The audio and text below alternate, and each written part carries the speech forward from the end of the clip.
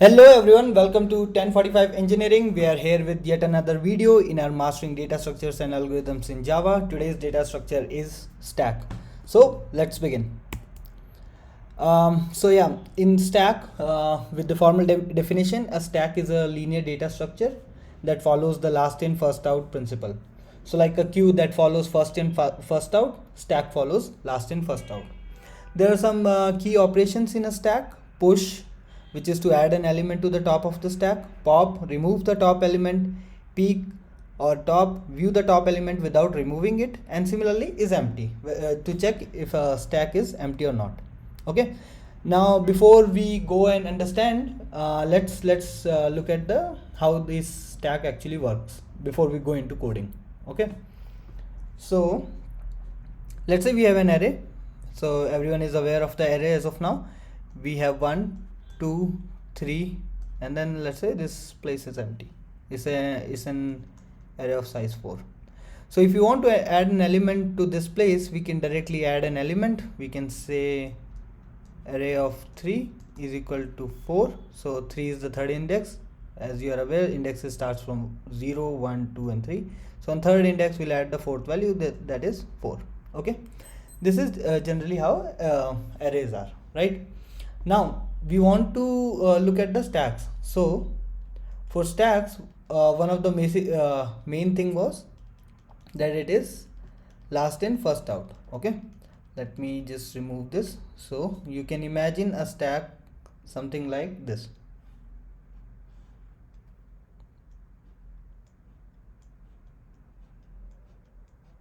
Okay, now or before imagining it like this, let's imagine there is a container.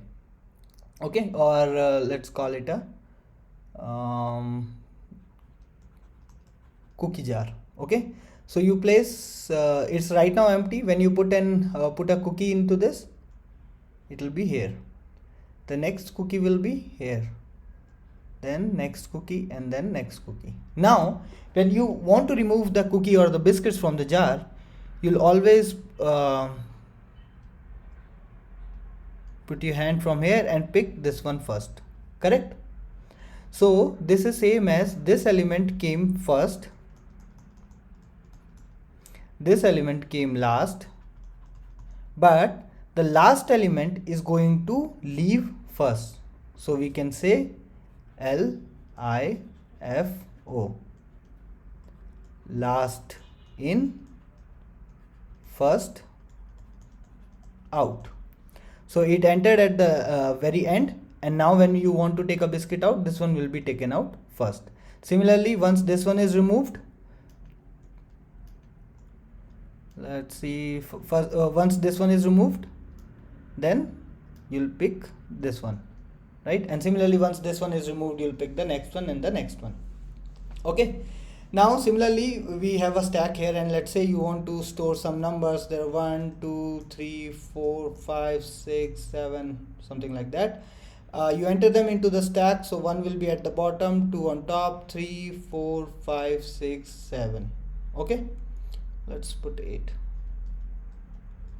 Okay, and when you want to remove the elements from this, you will always remove the element from the top of the stack. So this is a stack. So in a stack there are few things that are important. Okay, as we just saw. So there is a push, pop, peek, and is empty. Push is nothing but push is adding an element. Okay, so we added 1, we added 2, we added 3. If we call for push and pass 4, 4 will be added here, right? Then we have there is push, and the next one is pop. Okay, this is removing an element. So how do you remove the top element? That means you need a variable to keep track of the top here, right? So when you do a pop, it removes this element from here. So this element will no longer be available here. So 3 has been removed. Okay, now there are few more operations: view or top. okay, or you can just consider it as top, or not even this. Yeah, you can, let's remove this, let's call it peak. Okay, you can call it view, you can call it top, peak, anything, view or peak, not top. Top is just a variable to show the top. So when you do a peak, it checks which is the element at the top of the stack. So right now 2 is at the top of the stack, so it will return 2, but it will not be removed from here. Okay, and similarly we check if a stack is empty or not. So for that we have a method is empty. Okay, now in Java we already have stacks implemented, but at the same time we can implement our own custom stacks as well. So we will go into that as well. Now for understanding the generics, this is what a stack looks like. So we add the elements, we remove the elements, we can check the elements, and that's all. So let's do simple operations with the current information on how a normal stack would work. Okay, so I've already created a stack class. Let me run this. Okay, let's create stacks. So stacks are already available in Java. Stack, similarly we have to define the data type of type integer. It's asking for import. Why is it not importing? Okay, stack is equal to new stack. Okay, it's imported, it comes from the util. Now first we will push some elements. So we can say stack dot, see, we can see the methods here: empty, pop, peak. Peak is to check whether peak is to return the elements without removing it. Pop removes the element and returns it. Add adds the element, and empty checks whether the size is 0 or not. Though we have other methods also, but those are not that much important. These 4 are the main methods for a stack. Okay, so we'll do stack dot push, will pass 10, then stack dot push, pass 20, stack dot push, and will pass 30. Okay, now we'll peek the top element, peek top element. Okay, we're not going to remove the element. Okay, so we'll say system dot out dot println, and we'll say top element, and we'll remove from stack. Stack dot, we have a method for removing, that is this one, peek. Okay, so let's run this. Okay, we can see the top element is 30, right? One more thing, let's check if the stack is empty or not. Check if stack is empty. Okay, so we'll say system dot out dot println is stack empty, and we'll call the operation stack dot is empty. Okay, let's run it. False. So stack is not empty, because we know there is 10, 20 and 30, 3 elements are there. Okay, so let me go here and just quickly show. So we have created a stack as of now, and we added 10 was added first, so it's at the bottom. Then we added 20, then we added 30. We did our push operation, we checked is empty operation, empty. Okay, is empty operation, and then we checked peek operation as well, which returns the top element, which returned us 30. Now let's check for pop also, which will remove the top element. Okay, so let's move, let's say pop, let's call it remove element. Okay, so we'll say system dot out dot println po, or let's call it removed element, or let's use the convention for stack, popped element. Okay, so you can say stack dot pop. Okay, let's run it.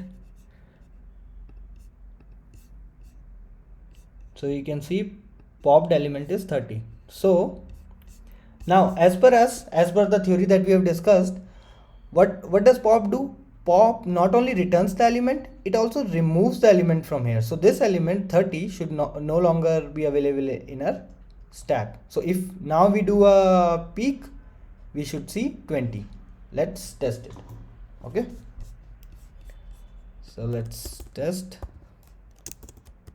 Let's peek top element again. System.out.ln.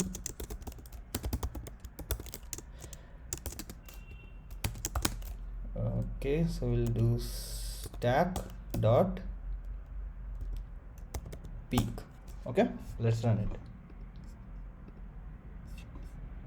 So we can see earlier in this one the top element was 30.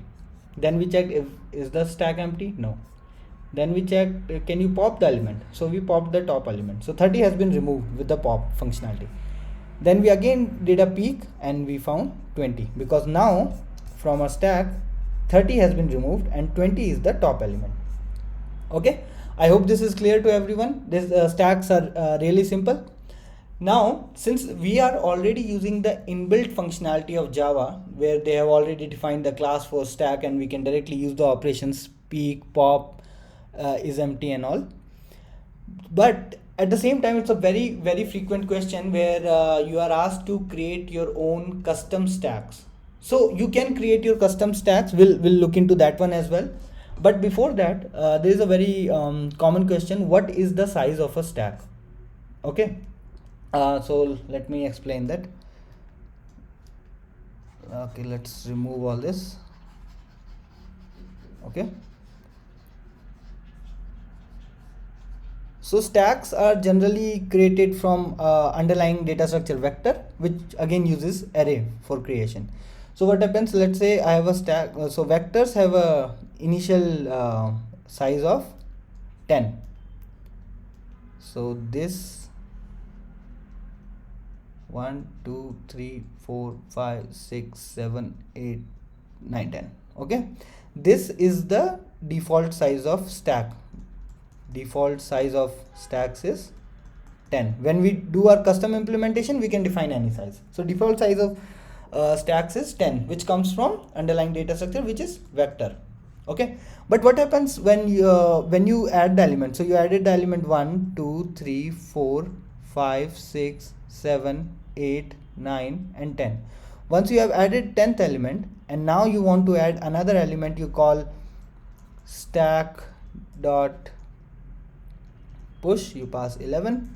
So what it will do, it will create another stack first, and the new stack will have a size double the initial size. So initial size was 10, this new stack size is going to be 20.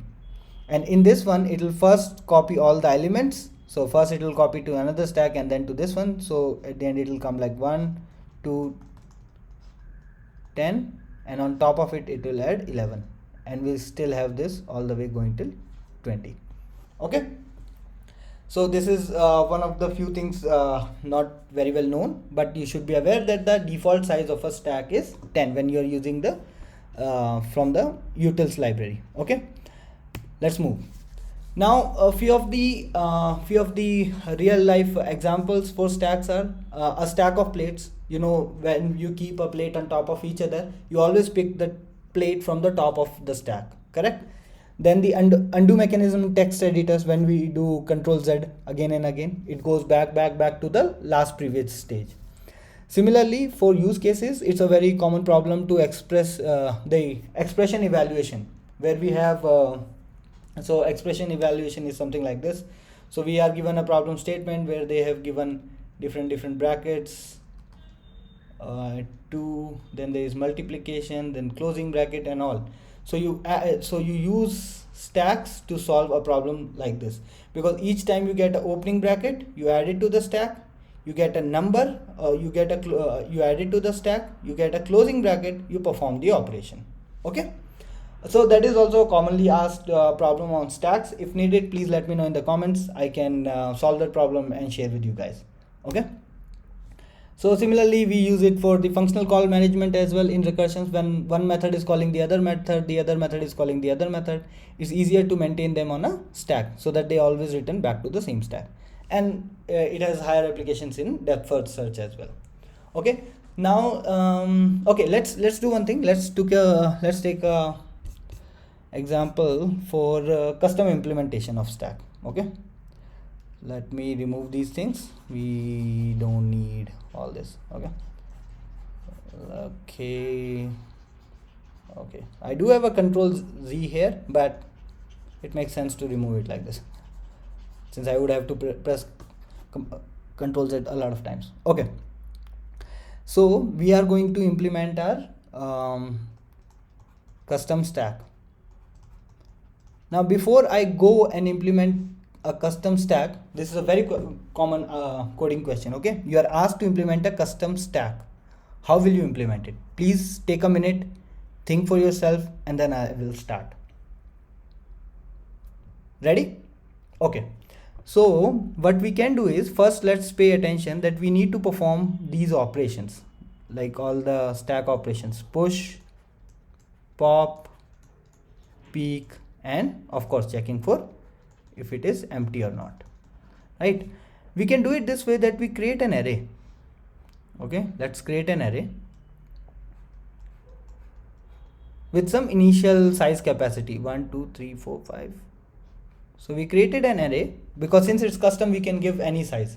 We created an array of size 6. Now we'll do one thing. Each time someone asks us to push an element, we'll push it here, and next element should be pushed here, next element should be pushed here, next element should be pushed here.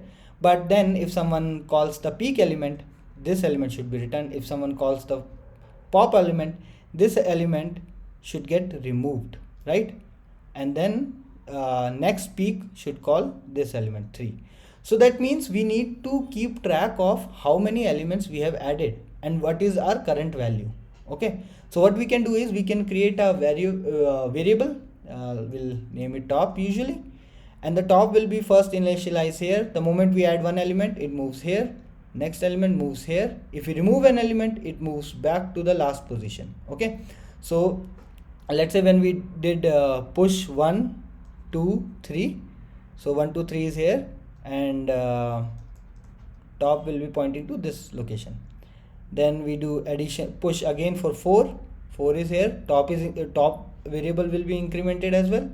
We add 5, top variable will again be incremented. If someone does a peak, we can directly return array of top, right?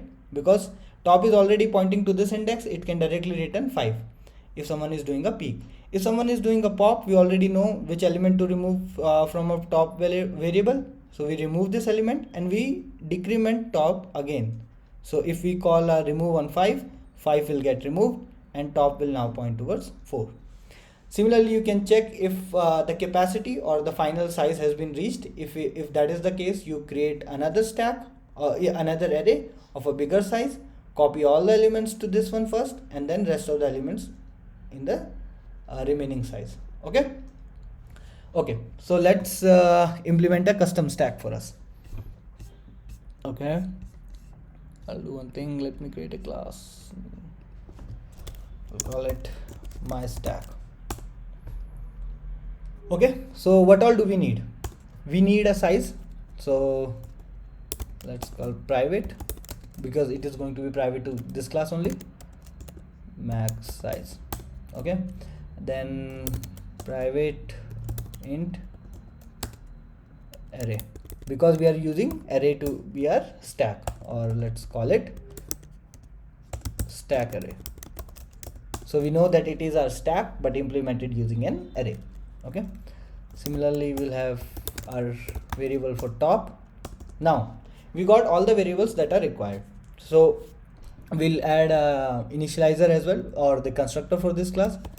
So we'll say public my stack int size, so we can initialize it with any size. Max size is equal to size, and then initialize the array as well, is equal to new int of max size. So whatever is the size asked for the stack, we create an array of the same size. Okay, let's see it here. For our custom array, so what we did as of now is, okay, let's remove this area as well a little so we can use it. Okay, we have done few things. That is, we have defined the size. Okay, we have created an array of the same size, and we have created a variable top called top to keep track of all the things. Okay, now we have initialized our stack. So the moment our stack is initialized with, let's say, any size, let's call it 10 or anything, an array gets created of the same size. Okay, now it does not have values as of now, and in the initial we should initialize it with -1. Okay, so let's go back. Okay, so max size is equal to size, stack array is equal to new int, and then we pass the max size. Similarly, we initialize top is equal to -1 as of now, since no element has been added. Now we'll perform our now we have to add all the elements that we need. Sorry, not all the elements, all the functionalities that we wanted.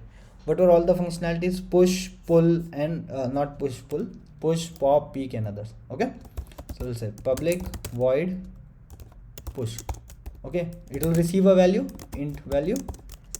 Now we have been asked to insert a value in this array type stack. So it looks like we are using the underlying type as array, but it has to work like a stack like this. Okay, so we have to push an element. Okay, so we need to know where is our top right now. Okay, so let's start from this one. So we'll say for push, we'll check if top is equal to max size -1. What would it mean? That it would mean that the stack is already full. Now you have the option to increase the capacity when the stack is full and then push it, but for now we'll skip it. So if the stack is full, we'll just return, or we'll just print it, system.out.println stack is full, because because variable top has reached the max size. Oops. Okay, else if the stack is not full, that means we can add an element to the array, right, or to a stack. So we can say stack array. Since it is an array, we'll add it just like an array. We'll increment the top, so it was at -1, now it will come at 0. Top is equal to value. Okay, now let's see what happened here. Our top was initialized as -1. Okay, and we wrote the operation for stack array plus top. So first we incremented the value of top, so it becomes 0 is equal to value. So we are saying this is named as stack array. At index, at index 0, add the value. So at this index a value will get added, value 1. Okay, let's be clear on this one. Okay, let's move back. Now our push is done.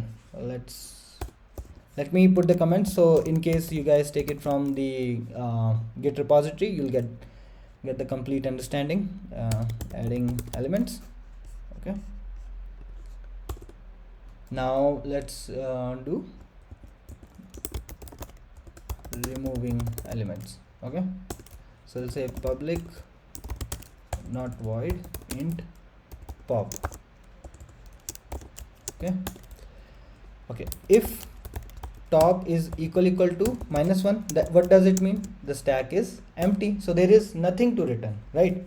If the stack is full, there is nothing to return. If the stack is empty, there is nothing to return.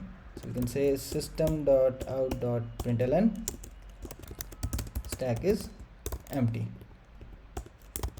return -1. Okay, else if the stack is not empty, let's remove the element.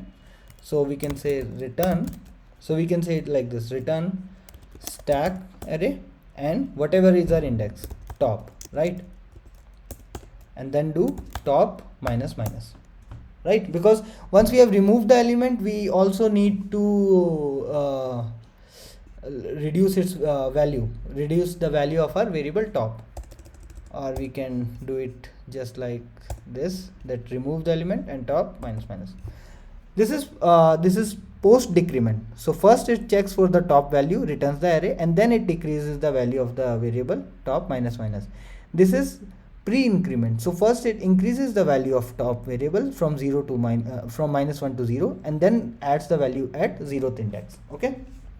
So in this case, stack was already at top was already at pointing to 0.